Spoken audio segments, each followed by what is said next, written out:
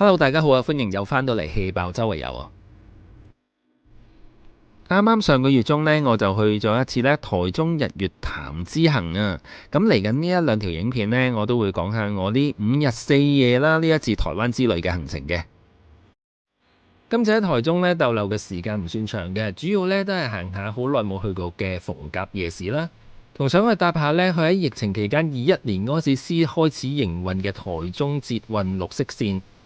日月潭嗰方面呢，我就買咗一個呢叫做台灣好行嘅套票啊，咁啊用嚟呢睇日月潭嘅景點啦，同埋來回日月潭嘅交通嘅。咁究竟呢一個套票呢值唔值得買呢？當然亦都會睇下呢，我喺台中同埋日月潭分別住過嘅酒店究竟係點樣啦。咁我哋呢即刻開始我哋呢一個台中日月潭之旅啦。繼續睇片之前呢，希望大家都可以俾啲支持啦，訂閱呢一個 channel， 咁繼續可以睇到我嚟緊嘅旅遊分享嘅。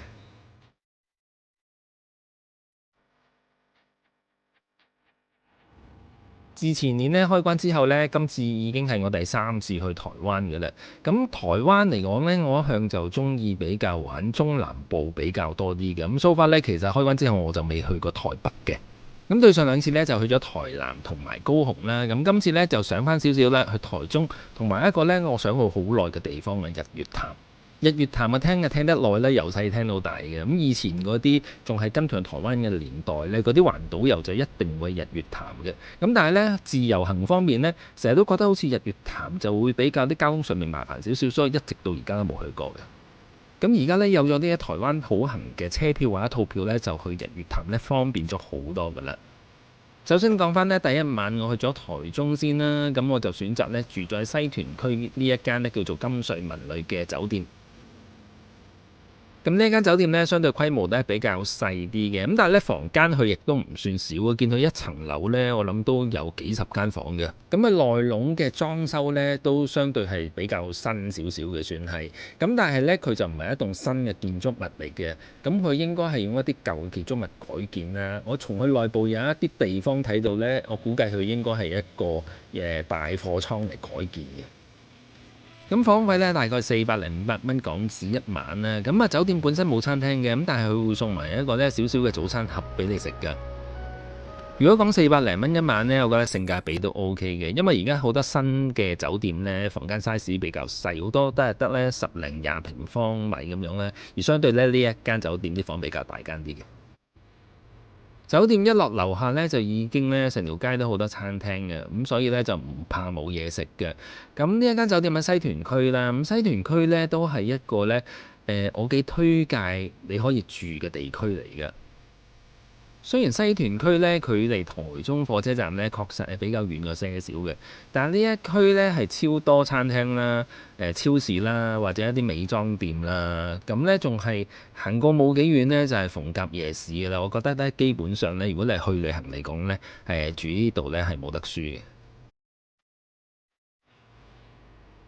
咁出完 in 咧，安頓好唞一陣之後咧，就落咗酒店樓下啦，喺呢一間咧叫做豬隊友嘅韓國燒烤嗰度食咗 dinner 啦。咁咧個名都幾得意，唔係豬隊友，係豬隊友。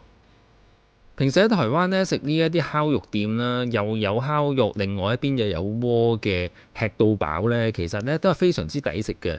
好多講緊咧400零500台幣咧一個人啦，其實係任叫嘅喎，咁係非常之抵嘅。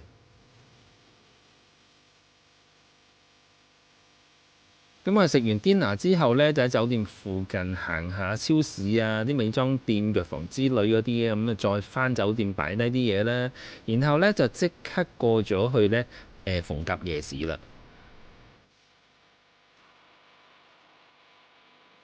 逢甲夜市咧，算係喺台灣咁多夜市之中咧，相對我比較最中意嘅一個夜市嚟嘅。因為咧，一方面佢嘅範圍比較大少少啦，二來咧佢係唔止淨係一條夜市嘅街，淨係買嘢食啊、小食啊、生果啊、手信嗰啲咁樣嘅嘢啦。咁佢係附近一帶咧，佢都係比較多各式各樣嘅鋪頭嘅。咁我覺得咧，相對咧整體嚟講咧，行起嚟冇咁悶啊，就唔係單單咧就係行夜市嗰條街買嘢食嘅。因為逢甲夜市咧，我覺得咧比起其他台灣夜市咧係好行好多。我比較中意呢逢甲夜市。啊？香果紅茶冰沙。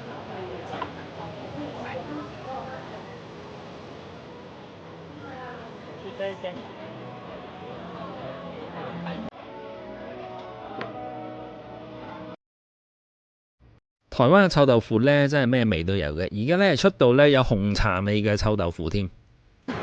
哇！呢一個夾娃娃嘅鋪頭好大間，成個魔咁樣喎。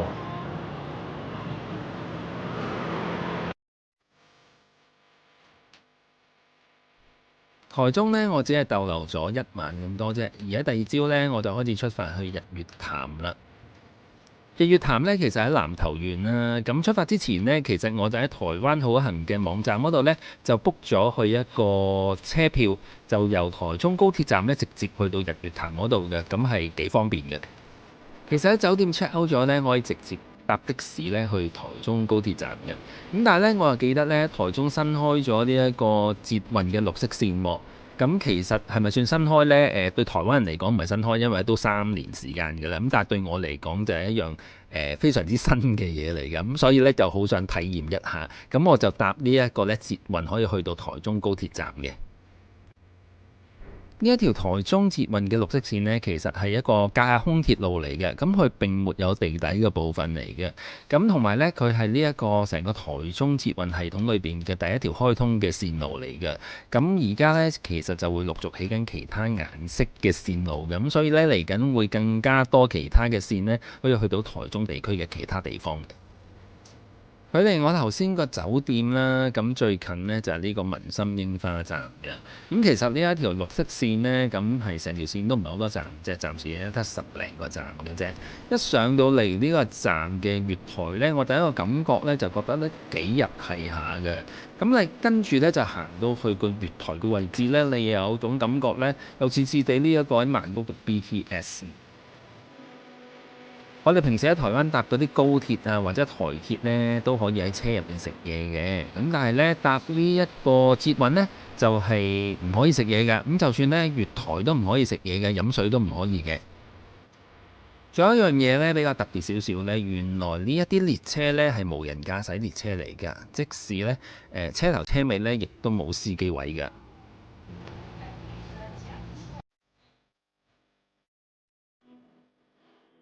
到咗台中高鐵站之後呢，因為我喺網上呢先前就已經訂咗個台灣好行嗰一啲車飛啊，啲巴士飛啦。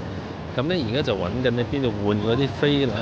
咁啊啱問呢就話喺近住6號出口嗰邊，咁啊喺台中高鐵站上車，咁就去到日月潭嘅。咁我都唔係好記得呢要搭幾耐。咁因為其實呢一個日月潭呢，就喺南投縣嘅正式嚟講，應該呢度啦。原來咧5、6出係要攞落底下嘅，咁啊寫住啦，彰化南投日月頭方面嘅公車。咁我就買咗一個咧870蚊嘅套票，咁佢有好多種嘅，唔知就係呢一種嘅。咁呢一個係包來回嘅巴士到日月潭啦，即係穿梭呢一個台中高鐵站同埋日月潭。咁跟住呢，有一個1日嘅遊湖巴士券、纜車券啦，另外有呢一個船票嘅。咁佢話船票同埋纜車券呢，已經係300同350一日喎，所以佢話呢個抵好多。其實原先我喺網上咧就係 book 咗來回呢一個巴士票嘅啫，咁但係嚟到攞飛嗰時咧，職員就話你不如買個套票啦，870蚊台幣，佢話相對比較抵嘅，因為包埋車飛之餘咧，都包埋啲景點門票啦，同埋一個1日船嘅船票嘅，咁我就買咗呢一個套票啦，咁啊睇下值唔值啦。由台中高鐵站咧嚟到日月潭咧，車程大概差唔多2個鐘左緊啦。咁落車嘅地點咧就喺水社碼頭呢一度嘅南投客運呢一個總站嘅。日月潭比較旺、比較多人住嘅地方咧，就係有2笪嘅，一係咧就水社碼頭一帶，一係咧就係伊達兆商店街一帶嘅。而今次我揀咗個酒店呢，就係伊達邵商店街嗰邊嘅，咁呢，就係啱啱呢喺水社碼頭嘅對面啊，知大家呢喺個湖嘅打對面嘅，咁所以呢，我就需要搭翻一個巴士呢，喺水社碼頭嗰邊呢過翻伊達邵商店街嘅。咁你唔搭巴士呢，亦都可以搭船過去嘅，咁不過我覺得搭巴士比較方便啲。咁搭到過嚟伊達邵商店街呢，就係溫德姆酒店呢個位落車嘅。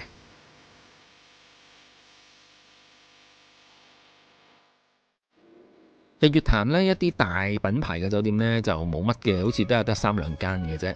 咁好多酒店呢，都係類似 Airbnb 啊，或者係啲民宿咁樣經營嘅。咁我今次揀咗呢一間呢，都係一間小酒店嚟嘅，咁啊叫明月湖旅館。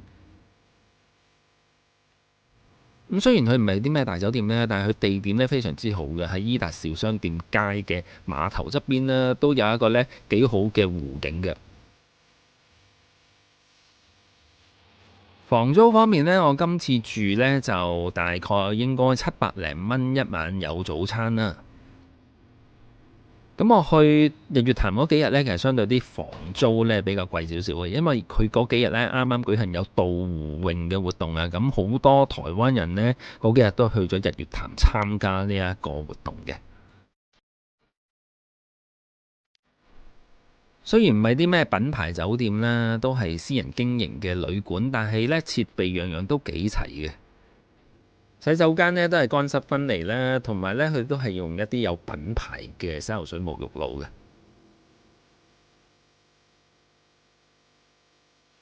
喺日頭個伊達邵商店街呢係非常之旺，非常之人多嘅，好多台灣本地人嘅 day tour 啦都會嚟呢一度玩嘅。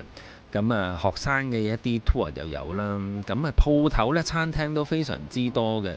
咁同埋呢個大部分嘅餐廳鋪頭呢，好多都係台灣嘅原居民經營嘅。咁所以呢，佢哋食嘅嘢呢，亦都可以品嚐到一啲呢台灣原居民嘅菜式啊嘅口味嘅嘢都可以喺呢度揾到嘅。但係呢啲餐廳方面呢，佢哋營業嘅時間呢，就真係比較早收嘅。咁呢，如果你要食晚飯嘅呢，就記得呢早少少啦。咁因為呢，我哋試過有一晚呢，其實8點鐘去食飯呢，係冇嘢俾你食嘅，因為呢好多都已經收咗檔或者準備收檔㗎啦。所以我覺得呢，食晚飯嘅時間呢，你係6點或者到6點半咁樣呢去食就差唔多㗎啦，唔好過7點鐘之後。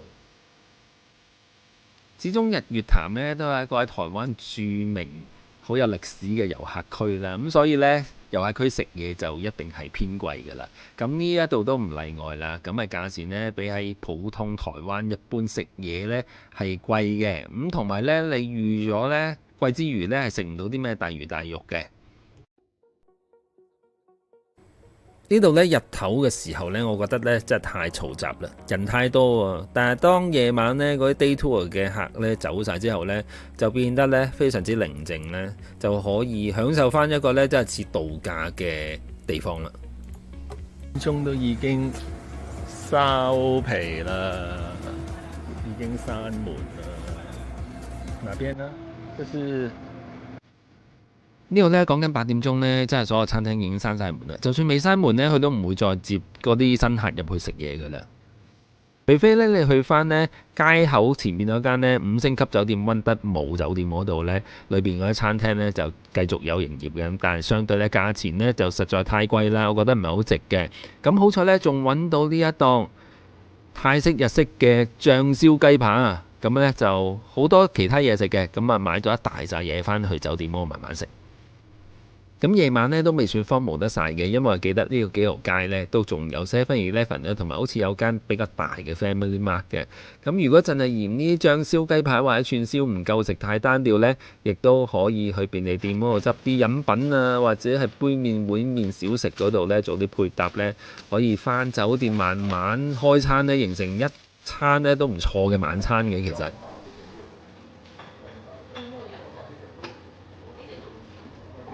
住呢個酒店嘅酒店早餐呢，都係 buffet 形式嘅，咁就 OK 合格啦，唔算話特別太多嘢食，少西式加中式嘅嘢食噶啦。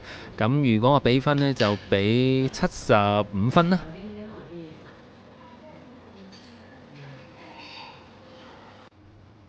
咁呢一條片呢，暫時到呢度先啦。咁其他嗰啲日月潭嘅景點究竟係點樣嘅呢？咁我就全部留翻晒呢下條片度再繼續啦。